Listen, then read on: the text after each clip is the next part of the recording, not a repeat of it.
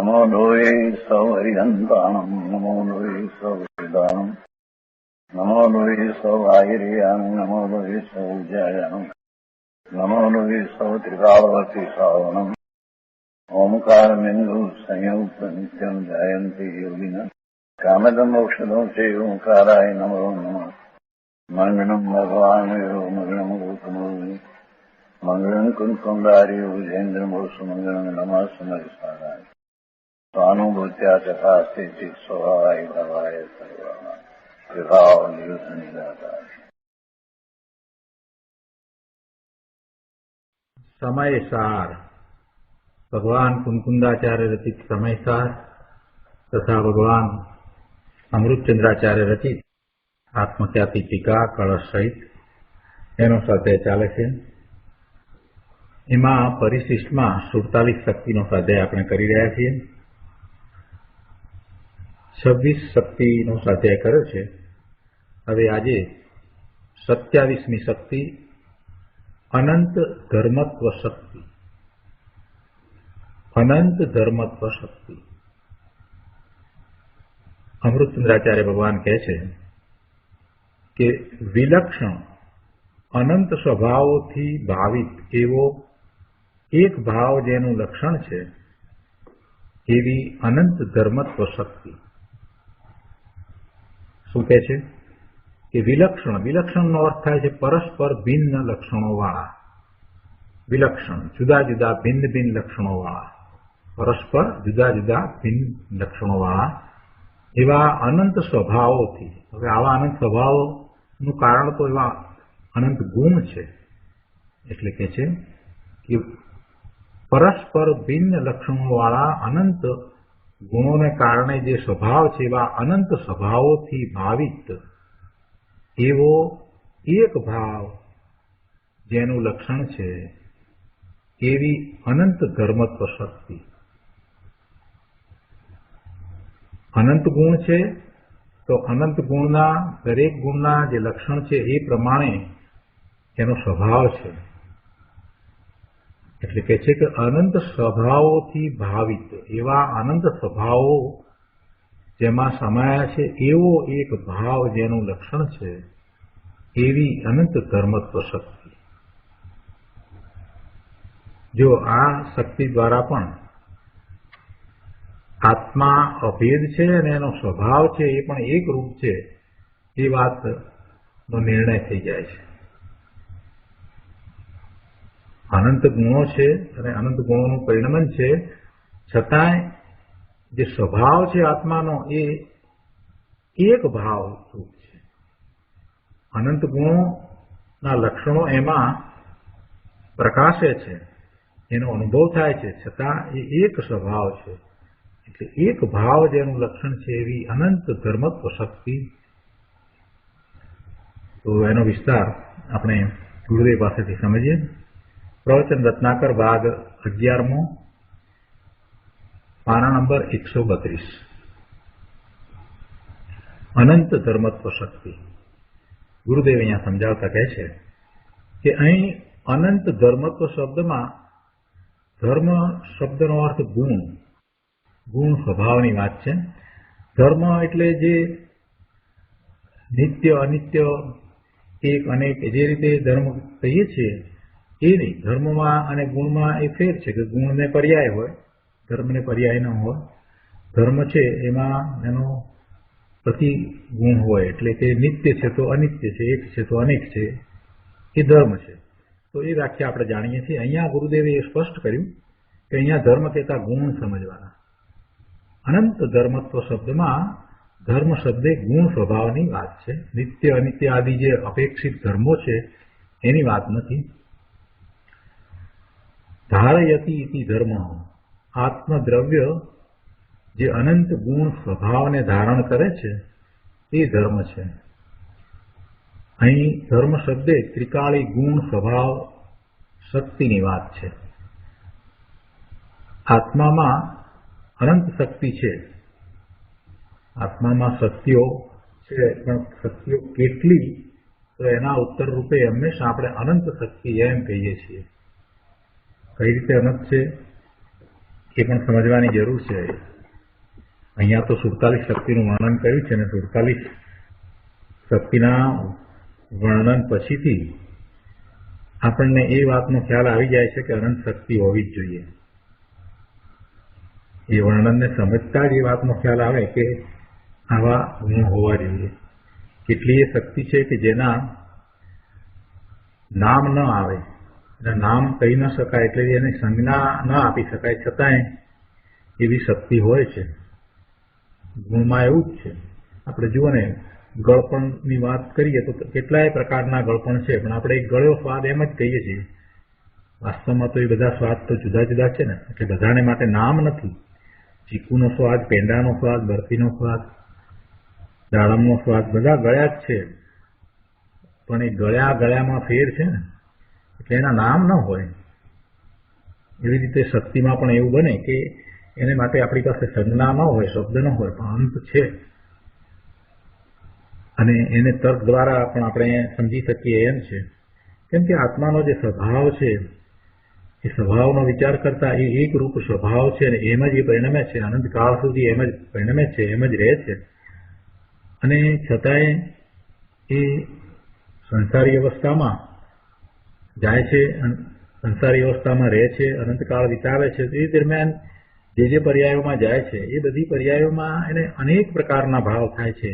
એટલે અનંત પ્રકારના ભાવ છે, છતાંય એ અનંત પ્રકારના ભાવની સામે એ ભાવ આત્મામાં પ્રવેશ ન પામે એવી પણ શક્તિઓ પડી છે ને.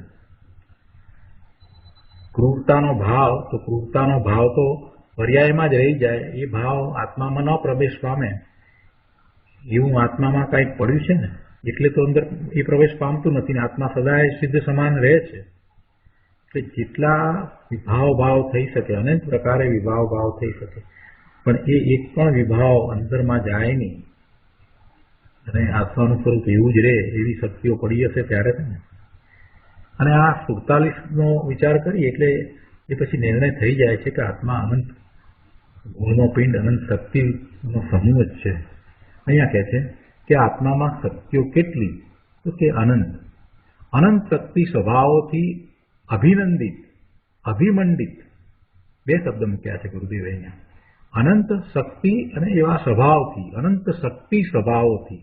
શક્તિ છે તો એવો સ્વભાવ છે, ગુણ છે તો એવો સ્વભાવ છે. એટલે અનંત શક્તિ સ્વભાવોથી અભિનંદિત, અભિમંડિત આત્મા ત્રિકાળ એક રૂપ છે, છતાંય એક રૂપ છે. આવો જ તેનો અનંત ધર્મત્વ સ્વભાવ છે. અનંત ગુણ છે, અનંત ગુણનું પરિણમન છે, એવો એક રૂપ સ્વભાવ છે.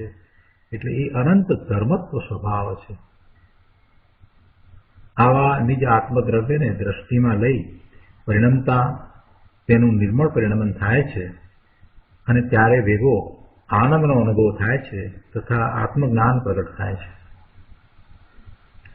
આગળ ગુરુદેવ સમજાવે છે કે અનંત ધર્મત્વમય સ્વભાવ આત્માનો છે ને, તો અનંત ધર્મત્વમય ભગવાન આત્મા છે.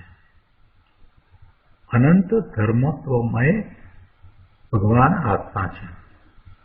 અને કેવા છે તેના અનંત ધર્મો? તો કહે છે એ બધા વિલક્ષણ છે, એટલે પરસ્પર ભિન્ન લક્ષણોવાળા છે. પરસ્પર ભિન્ન લક્ષણવાળા છે. વિલક્ષણ અનંત સ્વભાવોથી ભાવિત એવો એક ભાવ જેનું લક્ષણ છે એવી અનંત ધર્મત્વ શક્તિ. આત્માના અનંત સ્વભાવો છે તે પરસ્પર ભિન્ન લક્ષણવાળા છે. એક ગુણથી બીજો ગુણ જુદો છે, વિલક્ષણ છે.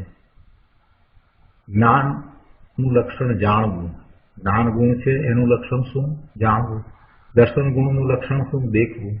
વીર્ય ગુણનું લક્ષણ શું? સ્વરૂપની રચના કરવી. આનંદ ગુણનું લક્ષણ શું? પરમ આહલાદનો અનુભવ થવો. અસ્તિત્વનું લક્ષણ શું? તો કે ત્રિકાળ સતપણે રહેવું, ત્રિકાળ સતપણે હોવાપણે રહેવું.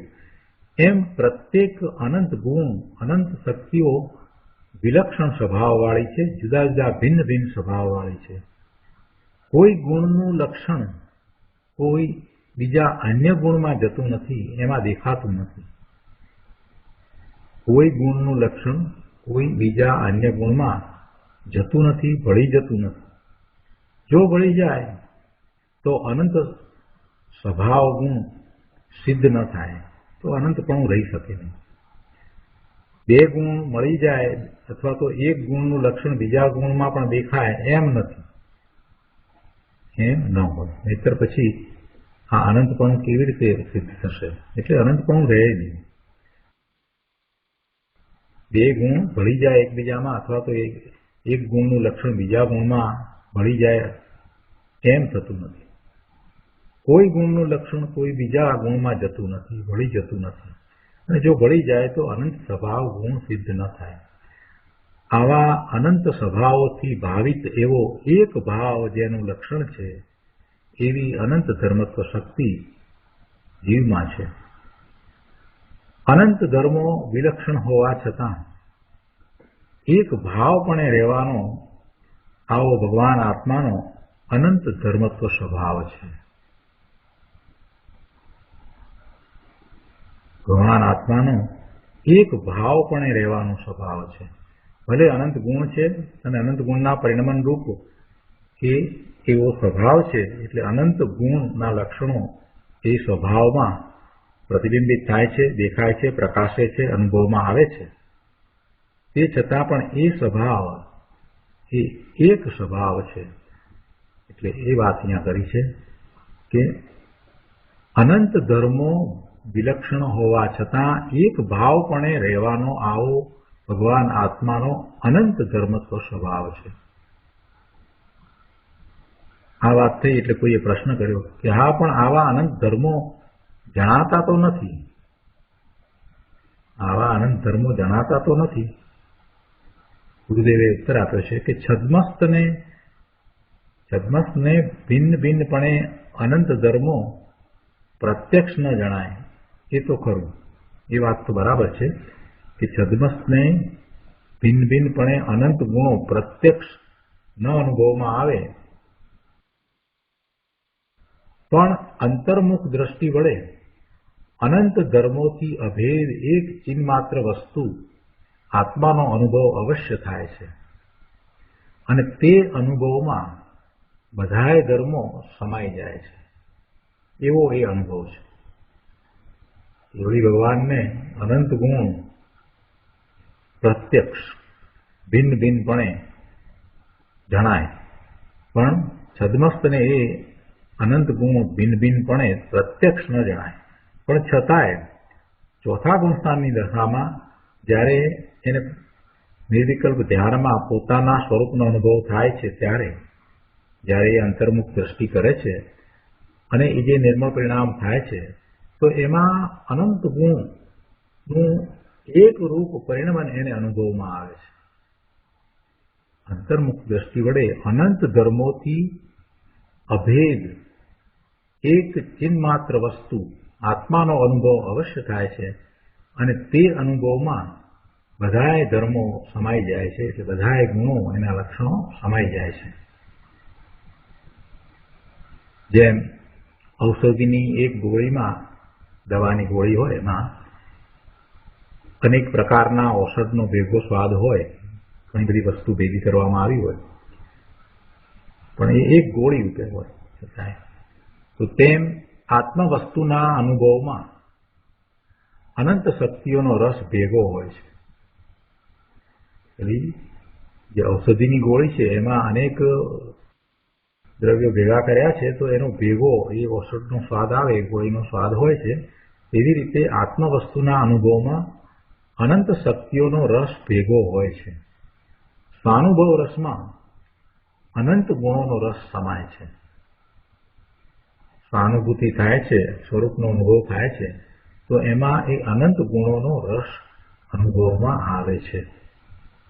ખરું છે ને કે અનુભવ ચિંતામણી રતન, અનુભવ હૈ રસકૂપ, અનુભવ માર્ગ મોખ કો, અનુભવ મોક્ષ સ્વરૂપ. અનુભવ છે તે જ મોક્ષ સ્વરૂપ છે. અનુભવ ચિંતામણી રત્ન છે, તે જ મોક્ષનો માર્ગ છે. આ અનુભવ તો સર્વસાર રૂપ છે ભાઈ. અહીં આ શક્તિઓનું વર્ણન ભેદમાં અટકવા માટે કર્યું નથી, પણ અનંત ગુણોનો અભેદ એક જે રસ અનુભવ રસ છે તેની પ્રાપ્તિ માટે કર્યું છે. આ 47 શક્તિનું વર્ણન કરી અને આપણને એ ભેદ દ્વારા સમજાવ્યું છે. એટલે આપણે ભેદમાં અટકવું છે કે પછી અભેદ વસ્તુનો અનુભવ કરવો છે? ગુરુદેવે અહીંયા કહે છે. ગુરુદેવ કહે છે કે ભાઈ આ શક્તિઓનું વર્ણન કરી અને તમને તમારા સ્વરૂપનું મહાત્મા આવે એટલા માટે આ વર્ણન કર્યું છે. કંઈ તમને ભેદમાં રોકી રાખવા માટે નથી કર્યું, તમને ભેદમાં અટકાવવા માટે નથી કર્યું. અહીંયા આ શક્તિનું વર્ણન ભેદમાં અટકવા માટે કર્યું નથી, પણ અનંત ગુણનો અભેદ એક જે રસ અનુભવ રસ છે તેની પ્રાપ્તિ માટે કર્યું છે. કેમ કે એવો એક રસ એટલે અનુભવ રસ છે, એનું કારણ આવી આ શક્તિ છે. અનંત ગુણ છે, એવું પરિણમન છે, તે છતાંય આવી આ શક્તિ અંદરમાં પડી છે, અનંત ધર્મત્વ શક્તિ, જેને કારણે એ એક રૂપે અનુભવમાં આવે છે. અને એવું એક રૂપ જે અનુભવ છે એનો આસ્વાદ પામવા માટે આ બધો આપણે પુરુષાર્થ કરી રહ્યા છીએ. શક્તિઓના ભેદના લક્ષ્ય સ્વાનુભવ રસ પ્રગટતો નથી. શક્તિઓના ભેદના લક્ષ્ય એટલે આ ગુણ એમ આ શક્તિ જુદી જુદી શક્તિઓનો વિચાર કર્યા કરી અનંત શક્તિઓ છે અને આ શક્તિમાં આમ છે, આ શક્તિમાં આમ છે, એમ જ આપણે વિચાર કર્યા કરીએ, એમ જ લક્ષ્ય રાખીએ તો કે છે કે સ્વાનુભવ રસ પ્રગટ થતો નથી. શક્તિઓના ભેદમાં જો રહ્યા, ત્યાં અટક્યા, એનું લક્ષ્ય કરીને રહ્યા તો પછી સ્વાનુભૂતિ નહીં થાય. અભેદ એક જ્ઞાયકના જ લક્ષ્ય સ્વાનુભવ પ્રગટ થાય છે અને ત્યારે જ શક્તિઓની યથાર્થ પ્રકૃતિ થાય છે.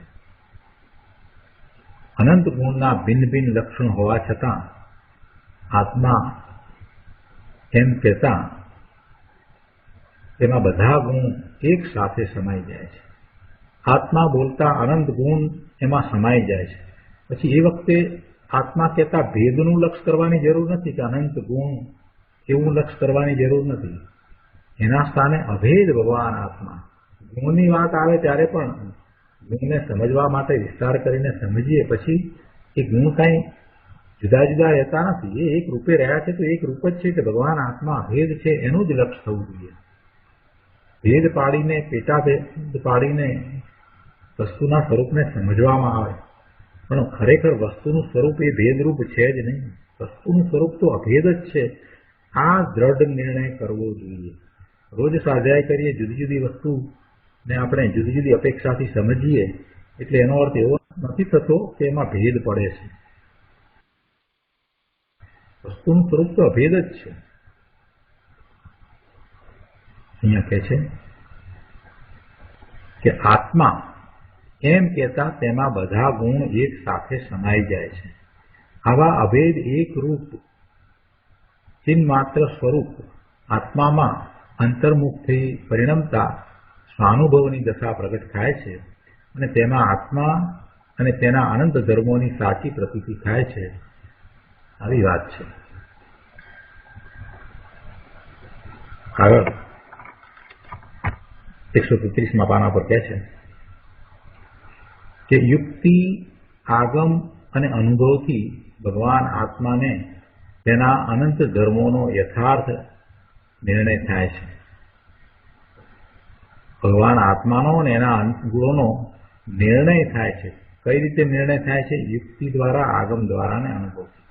તર્ક દ્વારા સમજીએ છીએ આપણે, આગમના અભ્યાસ દ્વારા સમજીએ છીએ અને અનુભવ દ્વારા, સ્વરૂપનો અનુભવ થાય એ દ્વારા આત્માનો અનુભવ થાય છે અને એમાં અનંત ધર્મોનો પણ યથાર્થ નિર્ણય થઈ જાય છે.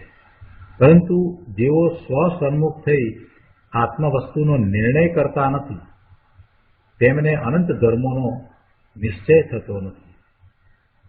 માત્ર શાસ્ત્ર અભ્યાસ દ્વારા નિર્ણય કરીએ તો એટલો નિર્ણય પૂરતો નથી.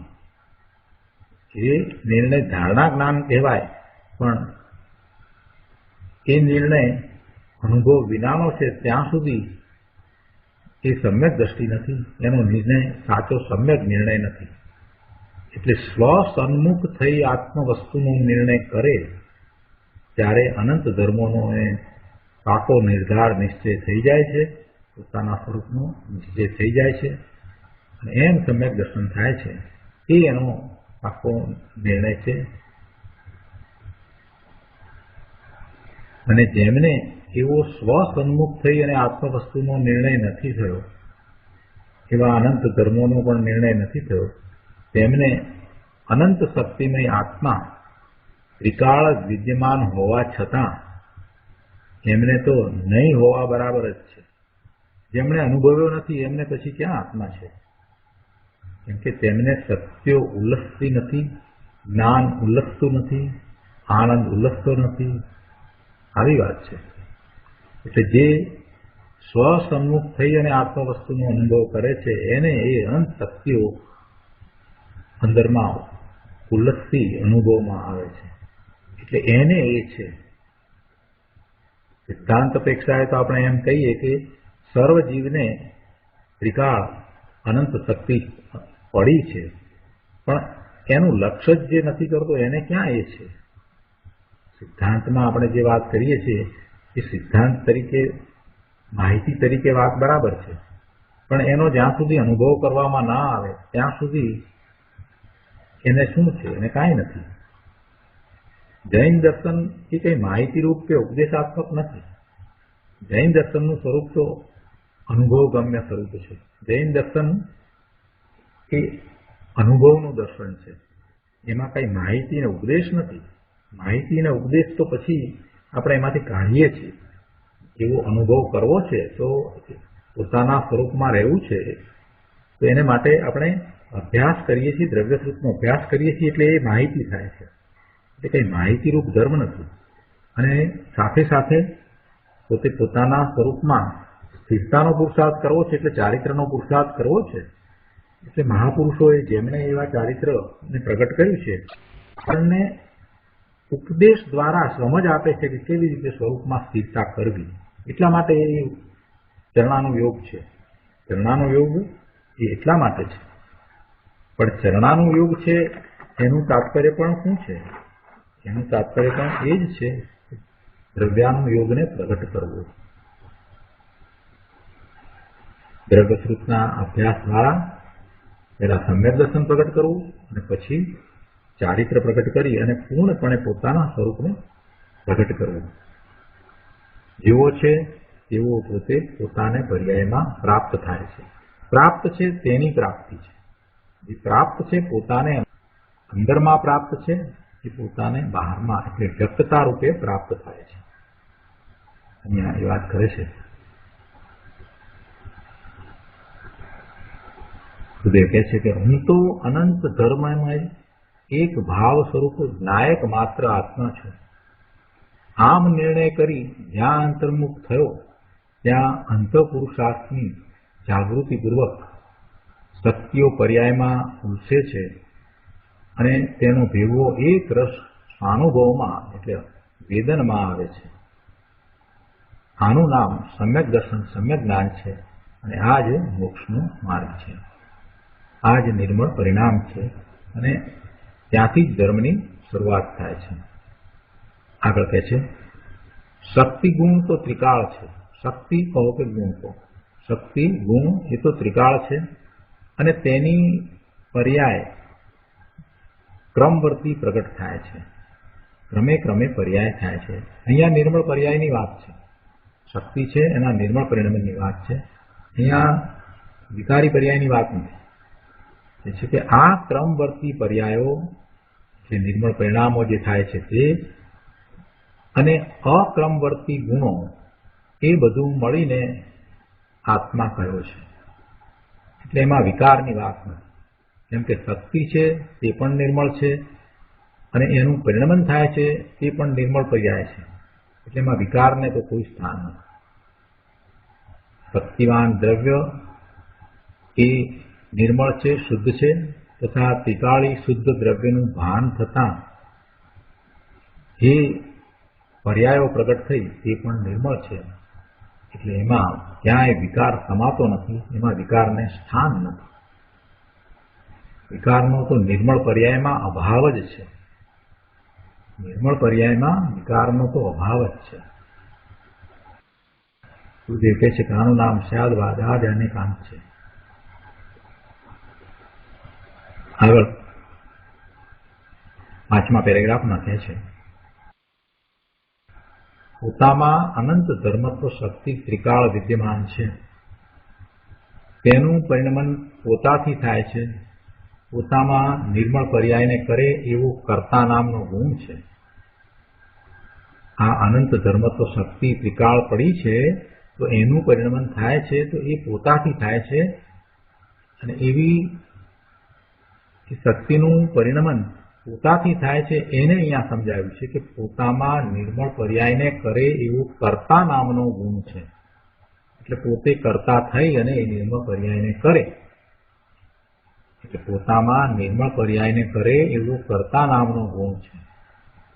આનંદ ગુણ, દર્શન ગુણ, જ્ઞાન ગુણ, પ્રભુતા ગુણ, આ બધા ગુણ છે તો એ ગુણની પર્યાયનો કર્તા થાય એવો કર્તા નામનો પોતામાં ગુણ છે. અને તે અનંત ગુણમાં વ્યાપક છે. એટલે આ રીતે શક્તિ પોતે જ પોતાથી પરિણમે છે. હવે આવી વાત છે તો પછી એક દ્રવ્ય બીજા દ્રવ્યનું કરે એ વાત ક્યાં રહી? જ્યારે એક ગુણ બીજા ગુણને પરિણમાવે એમ પણ નથી. ગુણ પોતે પોતાથી પરિણમે છે. કેમ કે દરેક ગુણમાં આ કર્તા નામના ગુણનું રૂપ છે, એટલે એ વ્યાપે છે. તો દરેક ગુણ શક્તિ એ પોતાથી પરિણમે છે. એટલે બીજું કોઈ એને પરિણમાવે એ તો વાત જ રહેતી નથી. કોઈ પણ દ્રવ્યમાં અનંત ગુણ છે અને દરેક ગુણ એ પોતે પોતાથી પરિણમે છે, તો એનો અર્થ એ થયો કે બીજું કોઈ દ્રવ્ય એ દ્રવ્યને પરિણમાવી શકે જ નહીં. પ્રવચનસાર ગાથા 102 આવે છે કે પ્રત્યેક પર્યાયની જન્મક્ષણ અર્થાંત ઉત્પત્તિનો કાળ છે. દરેક પર્યાય જે થાય છે, ઉત્પન્ન થાય છે, પર્યાયના ઉત્પાદ અને વ્યય એક સમયમાં થાય છે. જે પર્યાય છે એનો વ્યય થાય છે અને નવી પર્યાય ઉત્પન્ન થાય છે. એટલે જે વર્તમાન પર્યાય છે એનો વ્યય થઈ અને નવી પર્યાય ઉત્પન્ન થાય છે. એટલે પૂર્વ પર્યાયનો વ્યય અને ઉત્તર પર્યાયનો ઉત્પાદ એક જ સમયમાં થાય છે. અને જે આ નવી પર્યાયનો ઉત્પાદ થયો એ એની જન્મક્ષણ છે, ત્યારે તે જ પર્યાય થવાની હતી, તે જ પર્યાય થાય છે. ગુરુદેવ કહે છે કે પ્રત્યેક પર્યાયની જન્મક્ષણ અર્થાત ઉત્પત્તિનો કાળ છે અને ત્યારે તે પર્યાય ઉત્પન્ન થાય છે. હવે આવી વાત છે એટલે પર્યાય તે વખતે જ ઉત્પન્ન થાય છે. એ દ્વારા ગુરુદેવનું કહેવું એમ છે કે પર્યાય પોતે સ્વતંત્રપણે ઉત્પન્ન થાય છે. એમાં બીજું કોઈ પર દ્રવ્ય કાંઈ કરતું નથી. એમાં નિમિત્ત કરે એ વાત છે જ. ચિત્તવિલાસમાં નિશ્ચય વ્યવહારના અધિકારમાં એ વાત લીધી છે કે જે સમયે જે પર્યાય થવાની હોય તે સમયે તે જ થાય તે નિશ્ચય છે. જે સમયે જે પર્યાય થવાની હોય તે સમયે તે જ થાય તે નિશ્ચય છે. આ વાત કરીએ એટલે કોઈએ પ્રશ્ન કર્યો કે બધું હોનહાર છે તો આપણે શું કરવાનું રહ્યું? બધું જેમ થવાનું છે તેમ જ થાય છે તો આપણે શું કરવાનું રહ્યું? ક્રમબદ્ધ પર્યાયમાં આપણે આ વાતનો ઘણો વિસ્તાર કરીને સમજ્યા છીએ. આપણે શું કરવાનું રહ્યું? બધું થાય છે તો પછી આપણે શું કરવાનું રહ્યું? ભાઈ પુરુષાર્થ ત્યાં જ છે. થાય છે ત્યારે પાંચે સમવાય હોય છે ત્યારે થાય છે. કે એની મેળે એમને એમ થાય છે એમ નહીં. પણ કાળની મુખ્યતાથી કહીએ તો આપણે એમ કહીએ કે કાળ લબ્ધિ પાકી ત્યારે થાય છે.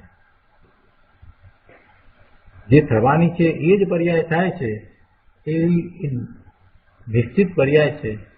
તો એની મુખ્યતાથી વાત લઈએ તો નિયતિ ને મુખ્ય કરીને કહીએ છીએ કે ભાઈ જે નિયતિ છે તે જ થાય, બીજું કાંઈ થાય નહીં.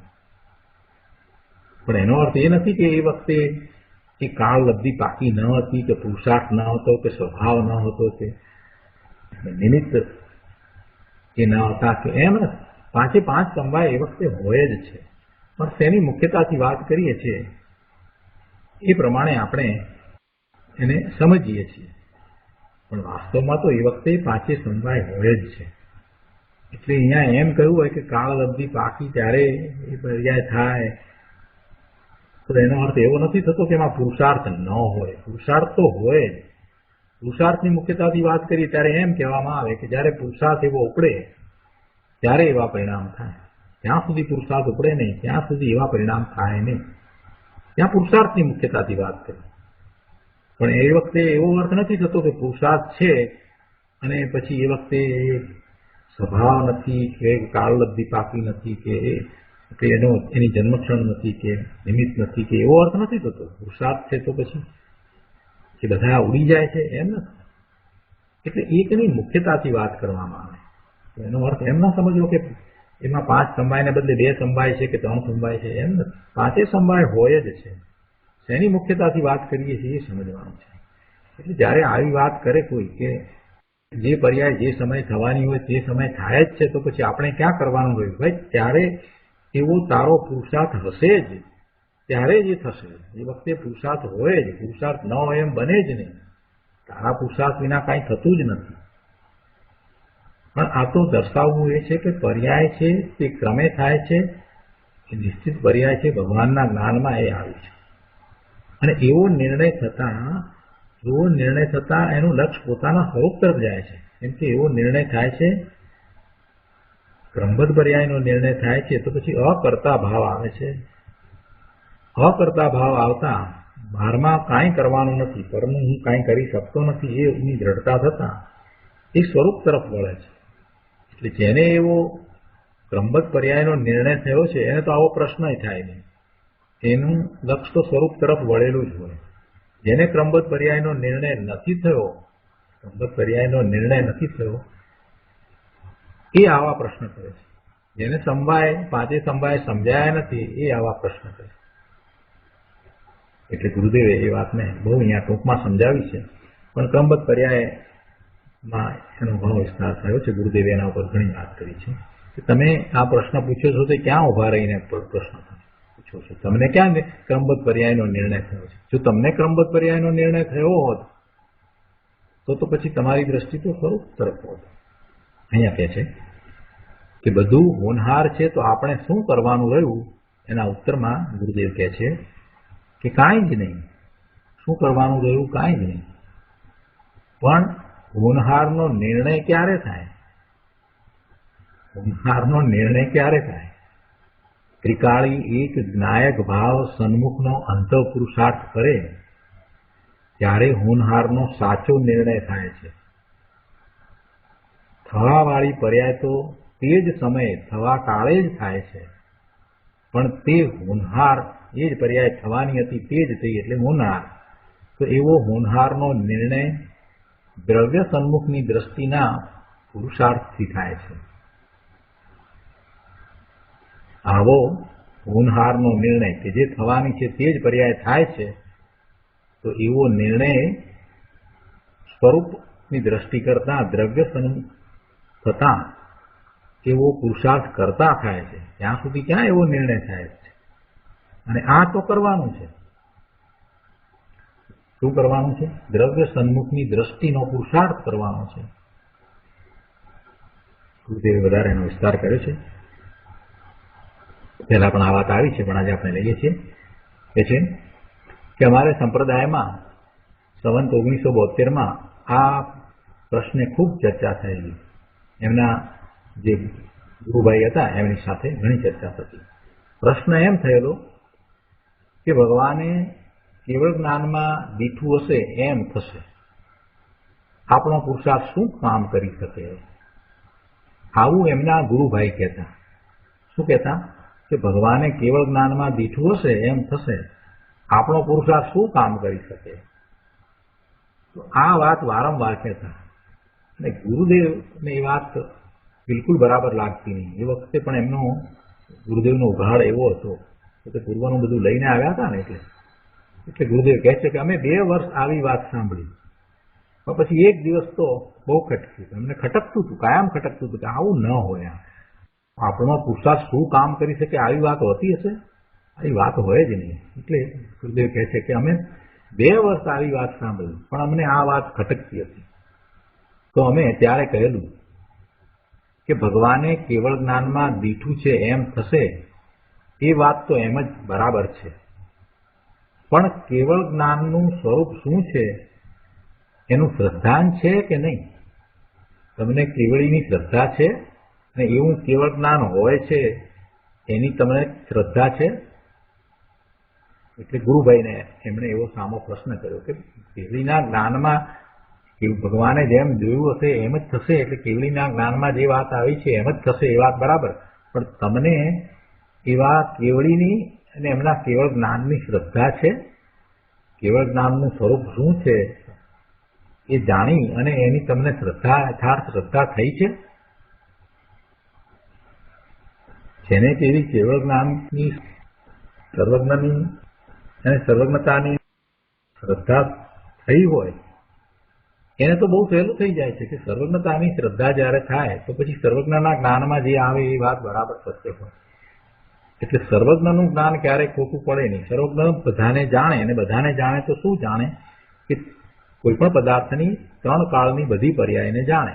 ભૂતકાળની, વર્તમાન કાળની અને ભવિષ્યકાળની. 3 કાળની બધી પર્યાયને ભગવાન જાણે. બધા જ પદાર્થોની, જગતના બધા જ પદાર્થોની, અને એક સમયમાં જાણે, એક પતેકી સાથે જાણે.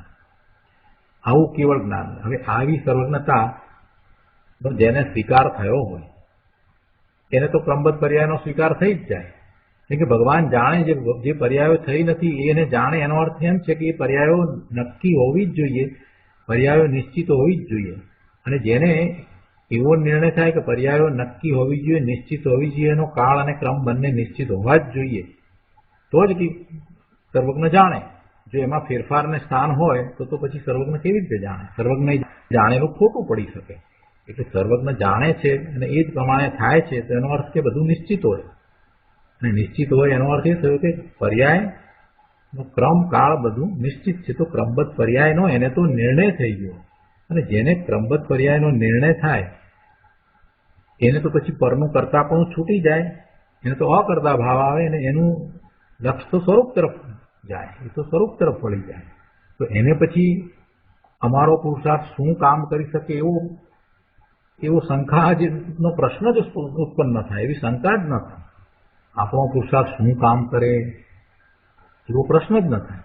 કે નિશ્ચિત છે આપણો પુરુષાર્થ, આપણી પર્યાય બધું નિશ્ચિત છે. પછી ક્યાં એવા પ્રશ્નને સ્થાન છે કે આપણો પુરુષાર્થ શું કરી શકે, પુરુષાર્થ હોય કે ન હોય, આવા પ્રશ્ન જ નથી થતા. જ્યારે પર્યાય નિશ્ચિત છે તો એની સાથેનો પુરુષાર્થ પણ એ વખતે એમ જ હોય, એ સ્વભાવ પણ એમ જ હોય, પાંચે સંભાય એમ જ હોય. આ તો વાત એક વાતમાંથી જ મળી જાય છે. ક્રમબદ્ધનો નિર્ણય થતા બધું નક્કી થઈ જાય છે, મોટી શાંતિ થઈ જાય છે. ક્રમબદ્ધનો નિર્ણય થતા જીવને કેટલી શાંતિ થઈ જાય કે મારું સિદ્ધત્વ નિશ્ચિત જ છે, મારો પુરુષાર્થ પણ નક્કી જ છે. જો મને અત્યારે એવો અપૂર્વ પુરુષાર્થ ઉપડ્યો છે તો મારે વધુ સમય નથી, મારે વધુ ભવ કાઢવાના નથી, મને થોડાક ભવમાં, થોડા સમયમાં જ મને કેવળ જ્ઞાન થવાનું છે. જો મને એ વાત ન બેસતી હોય તો સમજવાનું કે મારે હજી રખડવાનું ઘણું બાકી છે. અહીંયા ગુરુદેવે એ વાત સમજાવી છે, બહુ સરસ રીતે સમજાવી છે. અહીંયા કેવળ જ્ઞાનની રીતે સમજાવી છે. એ છે કે અમે આ વાત સાંભળી, 2 વર્ષ સુધી સાંભળી, અને પછી કહ્યું કે તમને આ કેવળ જ્ઞાનનું સ્વરૂપ શું છે અને એનું શ્રદ્ધાન છે કે નહીં? કેવળ જ્ઞાન એટલે શું? એક સમયની જ્ઞાનની પર્યાય જે ભૂતકાળ, ભવિષ્યકાળ અને વર્તમાન કાળ, એમ 3 કાળ, 3 લોકને એક સમયમાં પ્રત્યક્ષ જાણે એનું નામ કેવળ જ્ઞાન છે. આવા અદ્ભુત સામર્થ્યરૂપ કેવળ જ્ઞાનની સત્તા જગતમાં છે એનો નિર્ણય ક્યારે થાય? આવું કેવળ જ્ઞાન છે, આવી અદ્ભુત સત્તા છે, એવો નિર્ણય ક્યારે થાય? આ સર્વજ્ઞ અને સર્વજ્ઞતાનો નિર્ણય ક્યારે થાય? કે પોતાનો જ્ઞાન સ્વભાવ, કેવળ જ્ઞાન સ્વભાવ અંદર ત્રિકાળ છે તેનો અંતઃપુરુષાર્થ વડે નિર્ણય કરે ત્યારે થાય. કહે છે કે ભાઈ, ભગવાનને કેવળ જ્ઞાનની દશા પ્રગટ થઈ તે ક્યાંથી થઈ? ક્યાંથી થઈ? એવું કેવળ જ્ઞાન ક્યાંથી થયું? બહારમાંથી થયું? એ તો પ્રાપ્તની પ્રાપ્તિ છે. જે અંદરમાં પડ્યું છે જ્ઞાન સ્વભાવ છે આત્માનો, અને એ પૂર્ણપણે પ્રગટ થયો છે એટલે કેવળ જ્ઞાન છે. કહે છે કે એ તો પ્રાપ્તની પ્રાપ્તિ છે. અંદર કેવળ જ્ઞાન સ્વભાવ છે, તેને કારણપણે ગ્રહવાથી, કેવળ જ્ઞાન પોતાનો સ્વભાવ છે, તેને કારણપણે ગ્રહવાથી, કે એ કારણ છે. કેવળ જ્ઞાન મારો સ્વભાવ છે એટલે મારો સ્વભાવ તો પૂર્ણ સ્વભાવ છે, હું સર્વનો સ્વભાવી છું, કેવળ જ્ઞાન મારો સ્વભાવ છે, એમ એને કારણપણે ગ્રહવાથી, એમાં દ્રઢતા કરવાથી, એવો પાકો નિર્ધાર કરી અને સ્વસન્મુખતા કરવાથી પર્યાયમાં સ્વભાવની પ્રગટતા રૂપ કેવળ જ્ઞાન પ્રગટ થયું. કેવળ જ્ઞાનનો અંશ એમાં અનુભવમાં આવી જાય છે. આમ જગતમાં કેવળ જ્ઞાન પર્યાયનો નિર્ણય કરવા જાય, તેને અંદર પોતાનો કેવળ જ્ઞાન સ્વભાવ છે એમ અંતરમાં નિર્ણય થાય છે. અને આવો નિર્ણય થાય તેમાં ક્રમબદ્ધનો સમ્યક નિર્ણય થાય છે. જ્યાં સુધી સ્વભાવની સન્મુખતા કરીને, સ્વરૂપની સન્મુખતા કરીને અનુભવ નથી કર્યો, ત્યાં સુધી જે ક્રમબદ્ધનો નિર્ણય છે તે હજી અધૂરો છે. તે સમ્યક નિર્ણય નથી, એ ધારણા જ્ઞાન રૂપ છે. એને તર્ક દ્વારા બરાબર એ ભલે સમજ્યા છે, પણ જ્યાં સુધી સમ્યક દર્શન નથી થતું ત્યાં સુધી ક્રમબદ્ધનો નિર્ણય સમ્યક ગણાતો નથી. અને આ જ કરવાનું છે, આ જ પુરુષાર્થ છે. કેમ કે અંતરદ્રષ્ટિ થયા વિના, અંતર્મુખ દ્રષ્ટિના પુરુષાર્થ વિના સર્વજ્ઞ સ્વભાવનો નિર્ણય થતો નથી. પોતાના સર્વજ્ઞ સ્વભાવની અંતર પ્રતીતિ થાય ત્યારે જ સર્વજ્ઞ પર્યાયની સમ્યક પ્રતીતિ થાય છે. અહીંયા પાના નંબર 134 ઉપર ચોથા પેરેગ્રાફમાં કહે છે, આ શક્તિની વાત કરતા કહે છે કે વિલક્ષણ અનંત સ્વભાવોથી ભાવિત એવો એક ભાવ જેનું લક્ષણ છે, એવી અનંત ધર્મત્વ શક્તિ છે. વિલક્ષણ અનંત ધર્મોને ધરનારું આત્મદ્રવ્ય છે. તે એક ભાવરૂપ છે. જ્ઞાનનું લક્ષણ જુદું, શ્રદ્ધાનું લક્ષણ જુદું, આનંદનું જુદું, એમ અનંત ગુણનું લક્ષણ જુદું જુદું છે. છતાં પણ જ્ઞાનની વસ્તુ જુદી, શ્રદ્ધાની વસ્તુ જુદી, એમ કાંઈ જુદી જુદી અનંત વસ્તુઓ નથી. આ દરેક વસ્તુની વાત કરી તો પોતાનું સ્વરૂપ છે, અનંત ગુણ છે, એને એવા એના પરિણામ થાય છે, તો એના એવા લક્ષણ છે, એ વાત બરાબર છે. છતાં પણ એ બધું જુદું જુદું એમ નથી. વસ્તુ તો એક છે, પણ એ વસ્તુનો એવો સ્વભાવ છે. એટલે વસ્તુ તો અનંત સ્વભાવના એક ભાવરૂપ એક જ છે. વસ્તુ કઈ જુદી જુદી અનંત વસ્તુઓ નથી. અનંત ગુણ કયા, પણ એથી કઈ વસ્તુઓ અનંત થઈ જતી નથી. પણ વસ્તુ એક રહે છે અને એવો અનંત સ્વભાવરૂપ એનો ભાવ છે, એક સ્વભાવ છે. અનંત ભાવરૂપ એનો એક સ્વભાવ છે. વસ્તુ તો એક છે. વસ્તુ અનંત સ્વભાવોના એક ભાવરૂપ એક જ છે. એક સાથે અનંત સ્વભાવરૂપ વસ્તુ તો એક જ પ્રતિભાસે છે, પ્રતીતિમાં આવે છે, અનુભવમાં આવે છે. આવી આશ્ચર્યકારી અદ્ભુત ચીજ આત્મા છે. વિલક્ષણતા છે નથી એમ નહીં, વિલક્ષણતા હોવા છતાં એકરૂપતા છે, અને એકરૂપતા છતાં વિલક્ષણતા છે. વિલક્ષણતા હોવાથી ક્ષાયિક સમ્યક દર્શન થવા છતાં તે જ વખતે બધા ગુણ ક્ષાયિક ભાવે ઉઘડી જતા નથી. બહુ સરસ તર્ક દ્વારા સમજાયું છે કે ક્ષાયિક સમ્યક દર્શન થાય છે તો તે વખતે દર્શન મોહનીયનો ક્ષય થાય છે. કે પ્રકૃતિ ગઈ, બિલકુલ એનો ક્ષય થઈ ગયો.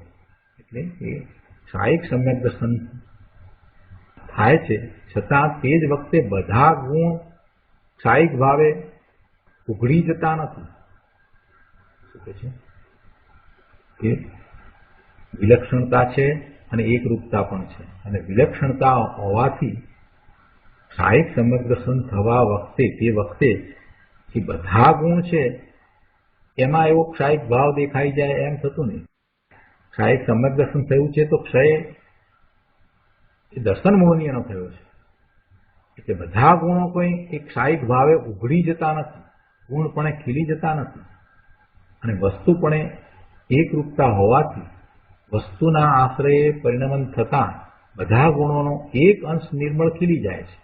એટલે સમ્યક દર્શન થાય છે તો તે વખતે બધા ગુણોનો એક અંશ નિર્મળપણે ખીલી જાય છે. અને એ વખતે ધારો કે ક્ષાયિક સમ્યક તો થયું હોય તો દર્શન મોહનીયનો ક્ષય થયો હોય, તે છતાંય બીજા બધા ગુણો તો અંશે જ ખીલે. એ કઈ બીજા બધા ગુણો કઈ એક ક્ષાયિક ભાવે પૂર્ણપણે ઉઘડી જાય એમ થતું નથી. સમ્યક દર્શન થતા કેવળ જ્ઞાન ભલે ન હોય પણ સમ્યક જ્ઞાન તો અવશ્ય હોય જ છે. અને એ પ્રમાણે બધા ગુણોનો એક અંશ તો ઉઘડી જ જાય છે. આવા અનંત ધર્મ સ્વરૂપ નિજ આત્માને ઓળખીને તેનો અનુભવ કરવો, તેની અંતરસન્મુખ થઈ પરિણમવું, તે મોક્ષ માર્ગ છે, તે મુક્તિનું કારણ છે. આગળ 135મા પાના ઉપર વધારે વિસ્તાર કરીને સમજાવે છે.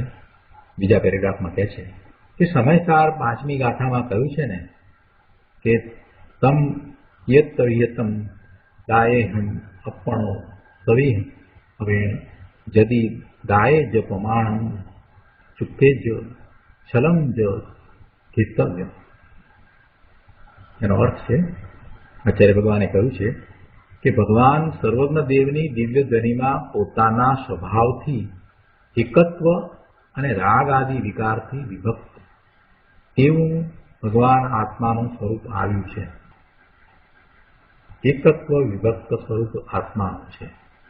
5મી ગાથામાં આપણે એ વાત સમજ્યા છીએ કે આત્માનો સ્વભાવ કેવો છે? એકત્વ વિભક્ત. એકત્વ કોની સાથે છે? એકત્વ પોતાના સ્વભાવથી છે. પોતાનું સ્વરૂપ છે એની સાથે એને એકત્વ છે. શરીર સાથે એકત્વ નથી. જે શરીર સાથે એકત્વ કરીને રહ્યો છે એ તો મિથ્યા દ્રષ્ટિ છે.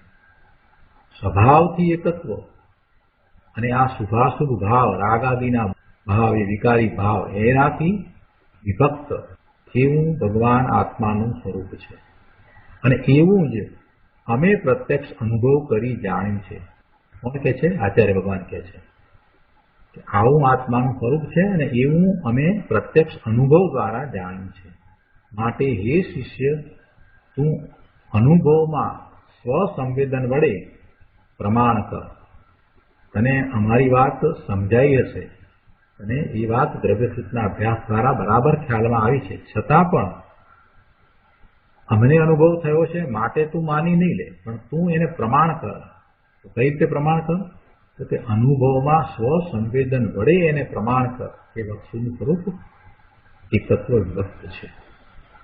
એટલે સ્વસંવેદન દ્વારા આચાર્ય ભગવાને એમ કહ્યું છે કે તું અનુભવમાં સ્વસંવેદન વડે પ્રમાણ કર.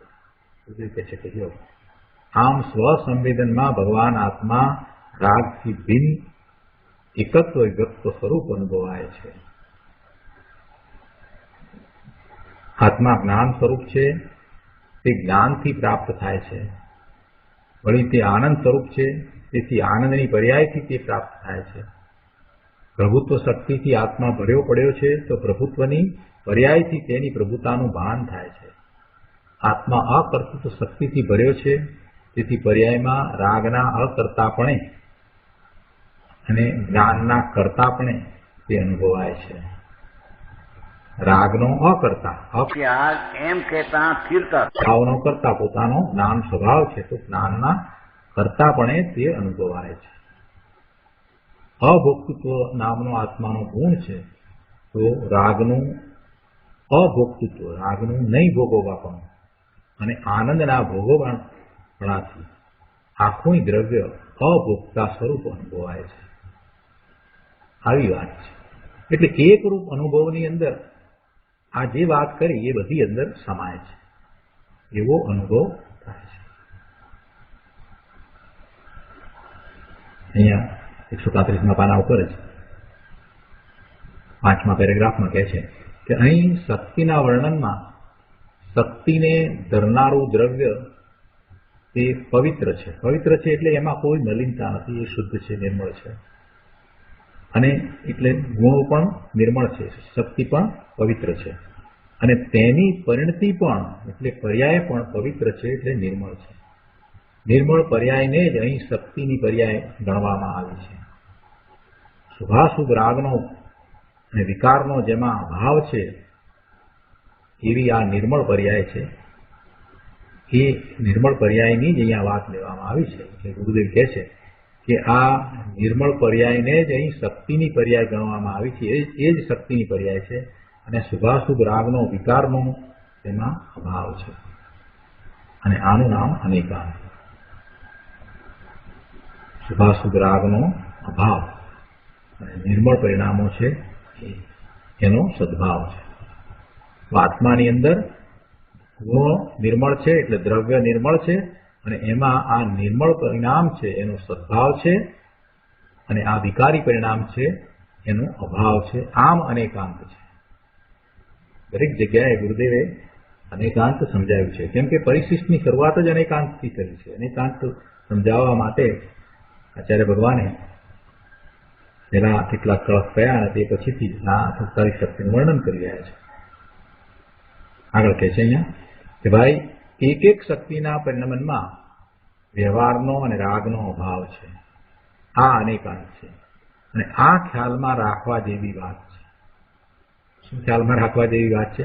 કે એક એક શક્તિના પરિણમનમાં વ્યવહારનો રાગનો અભાવ છે, અને આ અનેકાંત છે. એક એક શક્તિ જુદી પાડીએ તો ભેદ પડ્યા એટલે વ્યવહાર તો થઈ ગયો, અને છતાંય આપણે એમ કહીએ કે ના વ્યવહારનો અભાવ છે, તો એ કઈ રીતે? ગુરુદેવ શું કહે છે કે એક એક શક્તિના પરિણમનમાં વ્યવહારનો રાગનો અભાવ છે. હવે એક એક શક્તિ એમ કહ્યું ત્યાં જ ભેદ પડ્યો એટલે વ્યવહાર તો થયો, તો પછી વ્યવહારનો અભાવ કઈ રીતે કર્યો? આ શક્તિની જે વાત કરી 27મી શક્તિ એ જ એનો ઉત્તર આપે છે. 27મી શક્તિમાં શું કહ્યું કે આત્મામાં આવા અનંત ગુણ છે, અનંત ગુણનું પરિણમન છે, છતાંય શું છે એની અંદર? કેવો એનો સ્વભાવ છે? અનંત ધર્મત્વ શક્તિ, એટલે એ એક ભાવ છે. પરસ્પર ભિન્ન લક્ષણો વાળા અનંત સ્વભાવોથી ભાવિત, એટલે અનંત સ્વભાવો વાળી, અનંત સ્વભાવો સહિત, પણ એ કેવી? એક ભાવ જેનું લક્ષણ છે એવી અનંત ધર્મત્વ શક્તિ. એટલે ગુરુદેવ અહીંયા એ કહે છે કે તમે વ્યવહાર તરીકે લેવા જશો તો પછી તમે ભેદ તરફ જ દ્રષ્ટિ કરીને રહ્યા છો. ગુરુદેવનું સમજાવવું એમ છે. અહીંયા શું કહ્યું? બહુ સરસ વાત કરી છે. એક લીટીની વાત બહુ મહત્વની કરી છે. કહે છે કે એક એક શક્તિના પરિણમનમાં વ્યવહારનો અને રાગનો અભાવ છે. આ અનેકાંત છે. આ ખ્યાલમાં રાખવા જેવી વાત છે. ગામે ગામ અને ઘરે ઘરે આ વાત પહોંચાડવા જેવી છે. સ્વરૂપના પરિણમનની અસ્થિમાં રાગ આદિ વિકારની નાસ્તિ છે. શક્તિનું પરિણમન થઈ રહ્યું છે, પણ એ એક રૂપ થઈ રહ્યું છે, અને એ પોતાનું પરિણમન છે, દ્રવ્યનું પરિણમન છે. એ દ્રવ્યની પર્યાય છે, નિર્મળ પરિણામ છે, અને એવા નિર્મળ પરિણામની અંદર કોઈ રાગાદી વિકાર છે જ નહીં. એટલે જ્યારે એવા નિર્મળ પરિણામ થાય છે ત્યારે કોઈ રાગાદી વિકાર ઉત્પન્ન જ થતા નથી. અહીંયા કહે છે સ્વાભિમુખ પરિણમન થતા જીવના અનંત ધર્મત્વ સ્વભાવનું ભેગું જ નિર્મળ પરિણમન થાય છે. પોતાનો અનંત ગુણને કારણે જેવો સ્વભાવ છે એ સ્વભાવની અહીંયા વાત કરી કે સ્વભાવનું પરિણમન છે એક એવું છે કે જેની અંદર અનંત ધર્મો, અનંત શક્તિઓ પરિણમી રહી છે. ક્યારે એ અનુભવમાં આવે? સ્વાભિમુખ થતા, સ્વ ને અભિમુખ થતા, સ્વ તરફ વળતા, ધ્રુવ તરફ ઢળતા, પોતાના જ્ઞાન દર્શનના ઉપયોગને ધ્રુવ તરફ વાળતા, ઉપયોગને ત્યાં લઈ જતા અને પછી સ્વરૂપને વિશે એકાગ્રતા કરતા જે નિર્મળ પરિણામ થાય છે એ પરિણામમાં અનંત શક્તિઓ ઉછળે છે. એટલે કહે છે કે સ્વાભિમુખ પરિણમન થતા જીવના અનંત ધર્મત્વ સ્વભાવનું ભેગું જ નિર્મળ પરિણમન થાય છે. જેમ બીજી શક્તિઓનું પરિણમન થાય છે એવી રીતે આ અનંત ધર્મત્વ સ્વભાવ એનું પણ બીજી નિર્મળ શક્તિઓના પરિણમન સાથે એમ ભેગું જ પરિણમન થાય છે. અને ત્યારે અનંત ધર્મોનું ભેગું જ પરિણમન થાય છે. બધા જ ગુણો એક સાથે પરિણમે છે, પર્યાયમાં એક સાથે પરિણત થાય છે, અને તેમાં રાગનો વિકારનો અભાવ છે. આ અનેકાંત છે. આવા નિર્મળ પરિણામ થાય છે. એમાં કોઈ રાગ ઉત્પન્ન થતો નથી, કોઈ વિકારી ભાવ ઉત્પન્ન થતો નથી, અને આ અનેકાંત છે. વ્યવહારનો અભાવ અને નિશ્ચયનો સદભાવ એનું નામ સમ્યક અનેકાંત છે. વ્યવહારનો અભાવ અને નિશ્ચયનો સદભાવ એનું નામ સમ્યક અનેકાંત છે. તો આ પ્રમાણે અહીંયા અનંત ધર્મત્વ શક્તિ પૂરી થઈ, એનો વિસ્તાર પૂરો થયો. અભેદનું લક્ષ કરવા માટેની વાત આમાંથી આપણને મળે છે. આત્માનું સ્વરૂપ અભેદ જ છે. અનંત ધર્મો છે, છતાંય એક રૂપ ભાવ હોવા માટેની પણ એક શક્તિ પડી છે કે જેને કારણે એક રૂપે જ એ બધું અનુભવમાં આવે છે. એવી આ અનંત ધર્મત્વ શક્તિ છે. સ્વરૂપનો વિચાર કરીએ એટલે અભેદનો વિચાર કરવો. આ શક્તિઓના વર્ણન દ્વારા આપણે શક્તિઓ જુદી જુદી છે એમ ભેદરૂપ શ્રદ્ધા નથી કરવાની, પરંતુ શક્તિઓ સાથે રહી છે, એમના લક્ષણો જુદા જુદા છે એટલે એવો અનુભવ થાય છે, અને છતાંય એ અભેદનો અનુભવ છે. જેમ શરબતનો અનુભવ છે તેવી રીતે એ અનુભવ છે. શરબતમાં અનેક ઇન્ગ્રેડિયન્ટ નાખ્યા છે, એ બધાનો અનુભવ એક સાથે ભેગો થાય છે.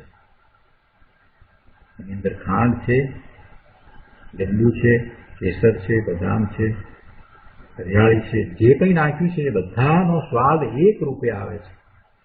એવી રીતે અહીંયા પણ પોતાનું શુદ્ધ નિર્મળ સ્વરૂપ છે, અને એનું લક્ષ થતાં જે વેદન થાય છે, આનંદનું વેદન થાય છે, તે અલૌકિક છે. એટલા માટે કે એની અંદર અનંત ગુણોનું પરિણમન સમાયું છે. તો આજનું સાથે આપણે અહીંયા સુધી રાખીએ છીએ. 27મી શક્તિ પૂરી થઈ.